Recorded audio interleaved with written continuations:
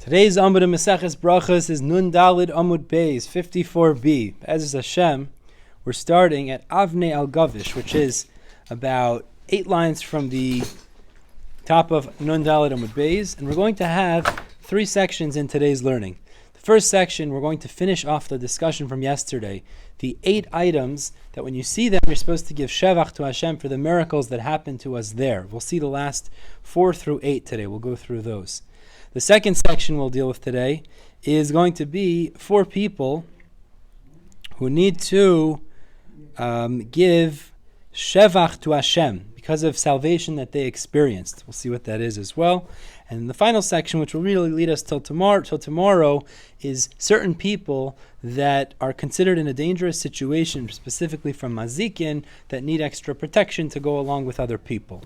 So we begin Avnei Al Gavish, about 8 lines from the top of the page, 10 lines from the top of the page, and we had a brisa yesterday that listed 8 items that when we see them, since miracles happened in those places, we're supposed to say a shevach, a praise to HaKadosh Baruch Hu upon seeing and experiencing those things. So we discussed the first 3 and explained them yesterday. Now we'll continue on with the 4th, and we'll go through the remaining till number 8. So Avnei Al Gavish. Now this is a bit vague. Avnei Al Gavish, we said, specifically the Brisa actually elaborated on this. Avnei Al Gavish, the full lashon was, yesterday on Amud Aleph, Nandalad Amud Aleph, the lashon was, Avnei Al Gavish, B'mayrad Beis Charon. We said the stones of El Gavish in the descent of Beis Charon. So what is this referring to? What stones are we referring to that when we see them, we make a bracha, we thank Hashem? So my Avnei Al Gavish, what is this referring to? So Tana, the Brisa says as follows. Avanim she'amdu al gav ish. It's an acronym. Al gav ish means al gav ish. Stones that stood in the heavens because of someone called Ish. V'yardu al gav ish, and ultimately they also descended because of someone else called Ish. Now what is this referring to? Amdu al gav ish, they stood in the heavens and they stopped motionless because of a person called Ish. Zeh Moshe, this refers to Moshe Rabbeinu. We know the pasuk tells us about Moshe. V'ha ish, Moshe anav mikol adam. Moshe was the most humble of all people. So we know Moshe is called Ish. Now what does it mean it stayed in the heavens because of him? V'ksiv, it says, after Makas Barad, Moshe Rabbeinu of hail in Mitzrayim, he davened that it should go away. And the pasuk says, Vayechtelu hakailas, the sounds stopped, the noises, v'habaradu mater le'nitach arza, and the hail and rains did not descend to the earth, which means, as Rashi explains, the hail remained motionless in place when Moshe davened, and it didn't descend to the earth, these hailstones that were coming down during Makas Barad. Now, they stayed there until, as we continue, Yardu al Gav Ish. They also descended, actually to protect and help the Jewish people, because of another fellow called Ish, Zeh Yehoshua. This refers to Yehoshua. Where do we know Yeshua is called Ish? The Chsiv, as the pasuk says, Kach lecha es Yeshua ben Nun, take for yourself, meaning as HaKadosh Baruch Hu commands Moshe, take for yourself Yeshua ben Nun, Ish asher ruach by, the man who has the spirit in him. So he's referred to as Ish as well. Where did these stones, these hailstones, descend because of Yeshua? Ksiv, like the pasuk says, say for Yeshua, when Yeshua enters Eretz Yisrael and fighting against the Amori, the pasuk says, Vayihi benusim ipnei bnei Yisrael. The Amori were fleeing from the Jewish people. Heim b'mayrad Beis Charon. They were in the descent of Beis Charon, as alluded to in the Brisa. V'Hashem hishlich aleim avanim gedolos. And Hashem threw on those 7 nations, those Amori that were running away from the Jewish people, the Jews were fighting against, these great stones. What were those great stones referring to? The stones that had been motionless in the heavens after Barad, when Moshe davened they shouldn't descend anymore. Now they fell down to fight on behalf of the Jewish people, and those stones, if you see those stones, you should make a bracha of Shevach to HaKadosh Baruch Hu. Continues the Gemara, the 5th item in the Brisa was Evan Shebikesh Og Melech Habashan Lizrak Al Yisrael, the stone that Og Melech Habashan wanted to throw on the Jewish people and destroy them. So Gemara Gemirila, we have a tradition about this story. What is it? Fascinating event. Omar, Og Melech Habashan. So Og was a enemy of the Jews, and as they were approaching Eretz Yisrael, he wanted to destroy them. And the Gemara tells us the following story happened. Og said, Machane Yisrael kama havei. How much is Machane Yisrael? What is its distance? Tell us a parsi. So it's 3 parsa, which is a certain distance. Ezel ve'iyak ertura bar tlasa parsi. So Og was a very, very powerful giant, and he said, I'll uproot a mountain that's 3 parsa big. Ve'ishti alayu vaktalinu. I'll throw it on the entire Jewish nation, and I'll destroy them in one swoop. Azal akar tura bar tlasa parsi. He went and he uprooted such a sized mountain. Fa'aisi al reshe. He put it over his head to throw at and destroy the Jewish people. But HaKadosh Baruch Hu didn't let this happen. Va'aisi kudshabrichu. HaKadosh Baruch Hu brought alei on Og kamtzi, ants, v'nikvuha, and they pierced this mountain, causing it v'nochis b'tzavare, to fall below onto the neck of Og Melech HaBashan. So now Og is wearing this like a helmet, and he couldn't get it off. Havaboy lemishlefa, he wanted to remove it. Mashchi shine lahaygisa ulahaygisa. Kadosh Baruch Hu caused his teeth to extend in both directions, locking this mountain over his head, and he wasn't able to remove it. And that's what it means in Tehillim when it says, Shine Rishoim Shibarta, literally means the teeth of the wicked you smashed. What's the pshat? Shibarta doesn't mean smash. Al tekri shivarta, elisharivavta, can mean extended. You extended the teeth of the wicked, i.e., you caused Og's teeth to go into this mountain, and thus he wasn't able to remove it. And then it gave Moshe an ability to attack Og. Moshe Kamahava, we know how tall was Moshe Rabbeinu. Eser Amos, he was 10 Amos tall. Shakil Narga bar Eser Amin, he took a axe that was 10 amos tall. Shavar Eser Amin, he jumped 10 amos high. Umachye bekarsule, and despite that, he was only able to strike Og Nandal Amud Beis on his ankle. Vikatli, he ended up killing him. Now it's not clear from the story, did he kill him because he fell, thus he died, or somehow from this blow on his ankle, he was able to kill him. But either way, this was the miracle. So when you see this rock or this stone that Og Melech HaBashan tried to throw on the Jewish people, you make also a bracha of Shevach. We're holding about halfway down the page. Let's move on to the 6th item now in the list. The Evan Sheyashav Alei Moshe. We just had this recently in the Torah. The stone that Moshe Rabbeinu sat. What is this referring to? The pasuk tells us, V'yedei Moshe kfeidim. We know when the Jewish people were fighting against Amalek, it says Moshe's hands were heavy. It's Gemara Rosh Hashanah. It says when he would lift his hands, they would succeed, and when he would lower them, they would fail against Amalek. So it says his hands were heavy. Vayichu Evan vayasimu tachtav. So the other ones there, I believe it was Aaron and Chor, if I remember correctly. Yeah. Mm-hmm. They took a stone and they put it under him. Vayashav aleh, and he sat on it. The Gemara in Tainus deduces from this that when the tzibur is suffering, you're supposed to suffer along with them. He didn't sit on a cushion or a pillow, he sat on a stone. But there was a miraculous situation, and the Jews were able to triumph over Amalek, and that's why when we see this stone, we also give Shevach to Hashem. Ve'ishtoi shel Lot. And the 7th item in the list was the wife of Lot. We know what happened was when Lot and his family were saved, they weren't given permission to gaze backwards because be'etzem they didn't have their own schuyos to be saved. Shenemar, and the pasuk tells us v'tabeit ishtoi me'acharav, that his wife turned behind them. V'tinitziv melach, and she turned into a pillar of salt. We know that the Rashi brings down why it was salt specifically, but when you see that pillar of salt, so you give a shevach to HaKadosh Baruch Hu. And we'll see in the Gemara will challenge us in a minute. And finally, the 8th item in the list was the walls of Yericho that were absorbed into the ground. We know when the Jewish people crossed into Eretz Yisrael, the first city that they fought against was Yericho, which was a heavily fortified city, and HaKadosh Baruch Hu made a miracle. They went around for 7 days. The 7th day, the walls of Yericho became absorbed into the ground. They were able to conquer the city. Like it says, the wall fell under it. So the Gemara says, wait a second, let's analyze this brisa for a second. All of these things are nisim, and it makes sense we give shevach to Hashem because they're miracles that benefited the Jews. L'chayra, the case of ishta shalait, that's a punishment. Why would we say a bracha of shevach over a punishment? That's a difficult thing to understand. So the Gemara answers, in chinami. When we see that, the Brisa meant there you wouldn't say the bracha of Shevach, of seeing a place that a miracle happened for the Jews, but you'd say Baruch Daina Emes, the bracha we make over a punishment. So the Gemara says, but I understand. The Brisa said we say Hayda v'Shevach, which implies we say something positive. So the Gemara says in that 7th case in the Brisa you have to amend it a little bit. Really what it means to say is like this. Tani, al light ve'al ishtoi. It's referring to two different brachas that you'll make when you see this. Mevarchim shtayim, and you make two brachas. Al ishtoi, when you see the pillar of salt referring to his wife, oimer baruch daina emes. There, you're going to say, blessed is the truthful judge, referring to a negative occurrence. But if you see the place that light escaped, you would say, Baruch Zoicher Tzadikim, blessed is Hashem, he remembers the righteous. Now, who's the righteous that he remembered? Avram Avinu, not light. Now, as you go through the story, there, you might think it's actually light. No, Baruch Zoicher Tzadikim, and that's Taka Shevach. So that's why it's included in that brisa. Rabbi Yochanan, on this note, Rabbi Yochanan commented, Afilu b'shas kaseh shel HaKadosh Baruch Hu, even at the time of the anger of Hashem, Zoicher Tzadikim, he remembers the righteous. Shenamar, like it says in the pasuk, Vayhi b'shachis elikim es Ari Akikar.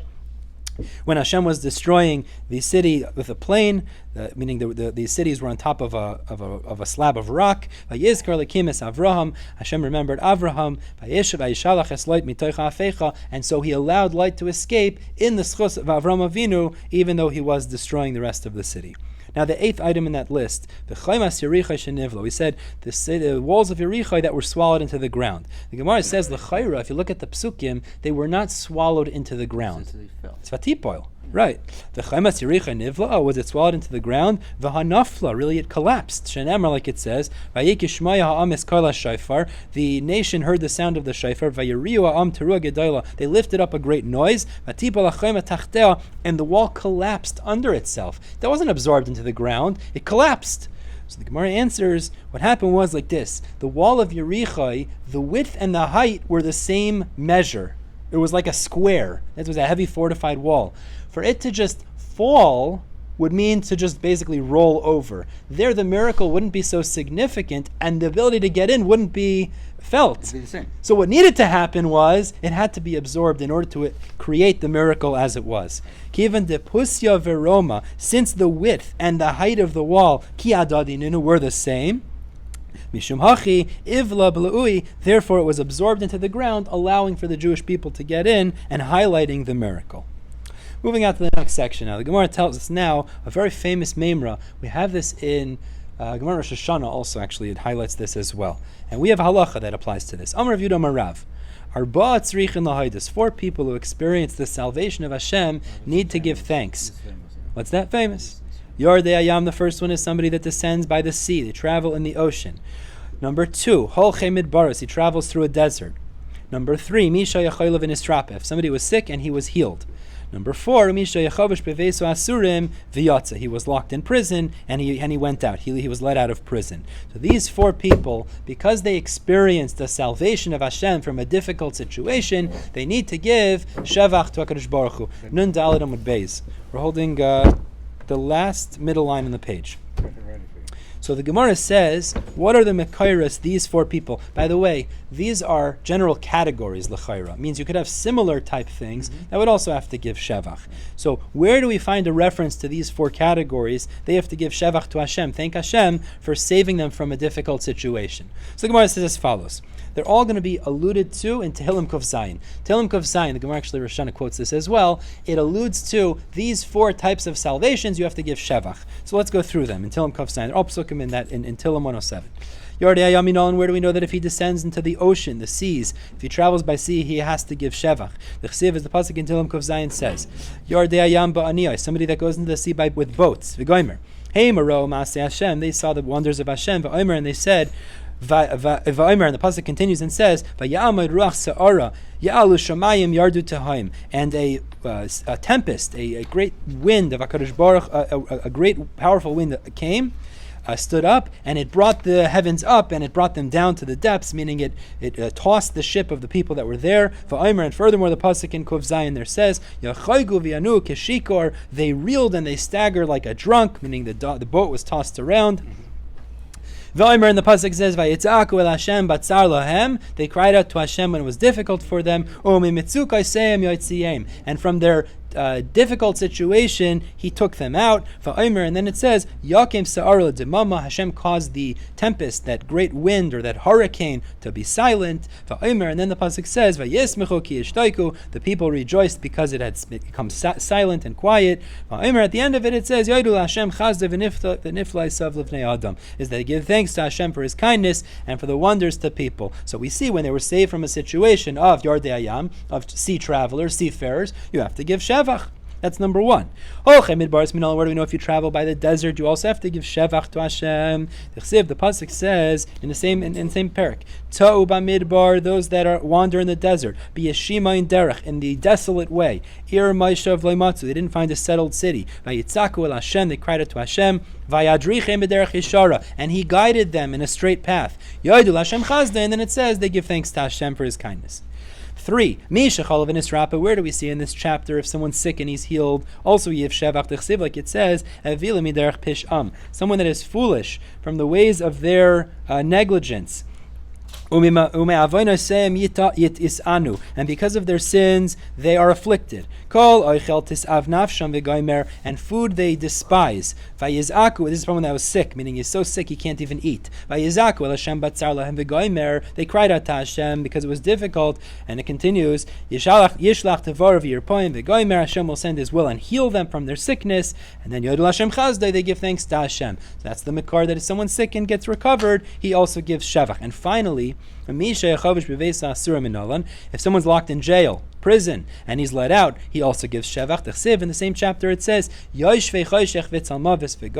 someone that is sitting in the darkness and the shadow of death, or the valley of the shadow of death, miru imre kel, because they rebelled against the word of Hashem, and it says, He lowered them because with hard labor, He lowered their hearts with hard labor, with difficulty, meaning they're in jail. And the pasuk says, they cried out to Hashem when it was difficult for them. It says,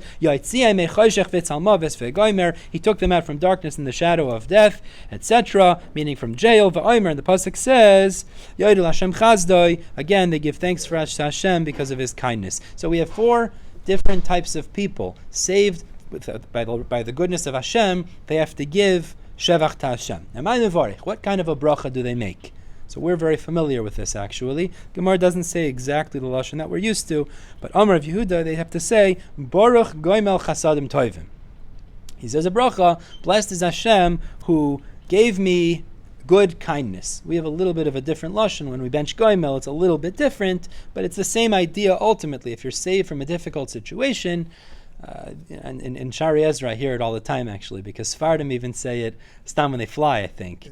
That's I wanted to ask you that. Yeah. What's the halacha by flying? Coming from New York to Miami, do you make a... I don't think we're noig to say it. We're not noig. I don't think so. We're not noig. Yeah. Uh-huh. I don't think Why so. not? I suspect it's because it's not dangerous. Meaning, probably at least we hold. Sfardim don't necessarily hold this way, but at least we hold. It's a numbers game. Most people who travel by airplane, 99.99% of people, so it's not dangerous. As opposed to perhaps in those days, I don't know, today also, people that go by ship, it's not necessarily dangerous. I don't know. That's an interesting shaila. Do we still say it for the same reasons? Then it was probably much more dangerous than it is today. Today with technology, it's very safe. Might be safer to be on a boat than to drive a car today. I don't know. So we don't bench goimel every time we drive a car. L'chayra. So.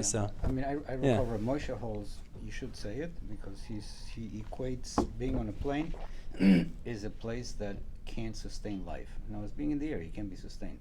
Because you don't have water. I'm saying it's no different than a desert or a dam or whatever. So. And Rav Moshe used to say to us Haderech, when he went from Manhattan to Brooklyn. Uh-huh. This is a different Indian, though. That's tamaza you're supposed to say when you travel. It's okay. How far you travel? What's considered travel? So the Gemara, we discussed that actually. We spoke about that. We learned about that. Outside a certain amount. Gitzer goimel chasadim toivim. It's an interesting shayla. I'm going to look into that because airplanes l'chayr we don't. That's not the minhag. But Sfardim do. I hear it all the time in Shari Ezra because of Baruch. Right. Goimel. Right. We have a little bit of a different lashon than the Gemara's lashon. It's interesting. So interesting. The Gra he adds in l'chayavim toivas shegmalani kol tov. He adds that in, which is what we say But I don't know, yeah, it's interesting. So he has a little bit different girsas. Abaye Omar. Now Abaye says like this. In order to do it properly, you have to give thanks to Hashem in front of 10 people. And that's why we do it by Kriyas HaTorah. I heard my father mention that the Minhag Yerushalmi used to be, because my grandfather told him, that if a woman would give birth, they would bring 10 people to the house. They would bring 10 people to the house and she'd make the bracha. But today, apparently, I didn't do this actually. She goes to shul. The husband says it and she says amen. Right, she's yaitze like that. So there's different, but you need 10 people. There's chashivas of 10 people. Why? Because in the pasuk in Tehillim Kuf Zayin it says, "Vayirememuhu b'kal am." It says, "Let them exalt Hashem, let them elevate Hashem b'kahal am," in the congregation of the nation. Kahal is 10 people. That's the godless of giving with 10 people. Now Marzutra added, he said, "V'trei minaya rabbanon." In order to make it more chashiv, 2 of the 10 have to be rabbis. How do we know? Shinemar, because in the context of the pasuk it says, "Uvemoishav zkenim yahalaluhu." In the sitting or the dwelling of zkenim, meaning rabbis, rabbanon, they should praise Hashem. So there should be 2 zkenim, meaning 2 rabbis. Maskefler Ravashi ve'emakul rabbanon. But according to your svara, maybe all 10 have to be rabbanon. So he says, no, that's not a kasha, because miksib bekahal zkenim. It doesn't say the kahal of zkenim. It says bekahal am. Am means pshutei am, means regular people. Ksiv. The ema, the Gemara says, okay, but maybe the way you should read it then is be'ema be'asara Shar Amma, maybe 10 of them have to be general people, Vitre Rabbanan, plus 2 more. And you need 12 who are rabbis. Kasha in the Gemara says that's taka difficult because based on our drushes, that would be a logical conclusion. And the Gemara tells us a maisa to illustrate this halacha. Rabbi Yehuda chalash, Rabbi Yehuda was sick, itbach, and he recovered. So he wanted to bench goimel. So what happened? Rashi says, Bagadita, it sounds like Baghdad. Rashi says, Bagadita, Shem Iroi Baghdad. He ir hachashuva shebevav Bavel, mishacharva Bavel. So it was the more significant city in Bavel when Bavel was destroyed. Interesting. Baghdad. We know great Rabban and great Chachamim came from Baghdad, Grada. So this Rav Chaga Bagadita came to visit along with the Rabbanan. They came to visit Rav Yehuda after he recovered. Amrile, so they said a bracha when they saw him. They said, Brich Rachmana diyahavech ni'alon, blessed is Hashem that he gave you back to us, v'lo yahavech la'afra, and he didn't give you to the dirt, meaning you're alive. So Amar lahu, patartun yasi miloi duye, you exempted me from saying Birchas HaGoimel. Meaning I'm yoitze with what you just said. It's not the same lashon exactly, but it's the same toichen, it's the same idea. Yoitze. Giving thanks, yeah. I frek the Gemara of Hamar Abai boy ud odu about Asara. There has to be 10 people. So the Gemara answers to have Asara. There were 10 people there. I you like Kamaida, but he didn't say the bracha. So the Gemara answers Leitzarech de Ani Basrayu Amen. It's where he answered Amen. I saw a very important footnote over here. This is something very interesting. Generally, you could be yaitze with someone else making a bracha, even if you don't answer amen, just by hearing him say the bracha. But that's only where you both need to make the bracha. In this context, Rav Yehuda had his own chiyuv to make the bracha. So in order to be yaitze, he had to say amen to be yaitze. But lamaisa, once he says amen, he's yaitze. That's Birchas HaGoimel. Beautiful. Let's move on to the final section now. The Gemara now tells us a really unrelated topic. 3 people require shimur. So we're going to see that mazikin prey upon certain individuals, and these people require special protection. Now that we're yoyed to this actually by chassan. We give a shomer for a chassan. We'll see there's 2 reasons. One reason what it brought down here is because their mazel is bad. They went through some sort of a difficult situation, making them more vulnerable to attacks from the mazikin. And the other is the mazikin are jealous of these people. We'll see different kinds. So the Gemara says, Amar of Yehuda, shleish tzrichin shimur. 3 people require protection, meaning someone should stay with them. The Elohein, Chayle. First one is a sick person. So Rashi says, because since a person was sick, he's vulnerable. Mazikin could attack him. He has bad mazel. Chasen v'kala. And Chasen and Kala, Rashi learns is because the mazikin are jealous of them. Very interesting. So they're in a place of sakana because of that. And Masisatana, Brisa added, Chayla, Chaya, Chasen v'kala. Also, the Brisa added, again, a sick person. Chaya is a woman who just gave birth. It's the same reason. A woman who just gave birth also, someone...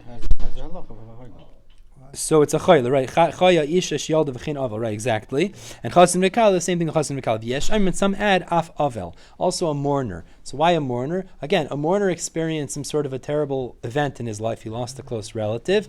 Also, he's a bad mazel and he's vulnerable to attacks. The Yesh Oimrim, and finally some say, Af Talmidei Chachamim Balayla. Also Torah scholars at night. Apparently the mazikin are jealous of Talmidei Chachamim, and therefore they're more vulnerable to be attacked. So by night they shouldn't be alone. In general, people shouldn't be alone. It's interesting. It doesn't sound like outside. It sounds like Bechlal. They shouldn't be left alone in a general sense at night because they would be very vulnerable to attacks from the mazikin. Okay, we're going to stop here. As Hashem will stop at the bottom of the Dalam base. We'll pick up tomorrow with Nun Hey Amud Aleph. Some very interesting sugyas coming up, Chevra. A wonderful day.